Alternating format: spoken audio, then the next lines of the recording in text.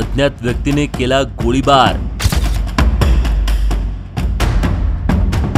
शुक्रवारी पहाटे 3च्या सुमारास गणेशपूर बेंडाळी रोडवर घडली घटना। प्रफुल्ल पाटील याच्या चेहऱ्याला व डोक्याला दुखापत।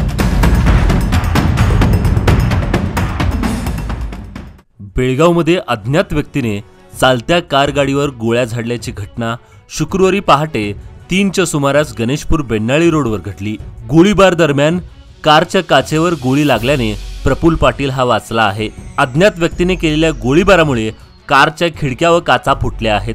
त्यामुळे प्रफुल्ल पाटील याच्या चेहऱ्याला व डोक्याला दुखापत झाली आहे। जखमी प्रफुल्ल पाटीलला खासगी रुग्णालयात दाखल करण्यात आले असून त्याच्यावर सध्या उपचार सुरू आहेत।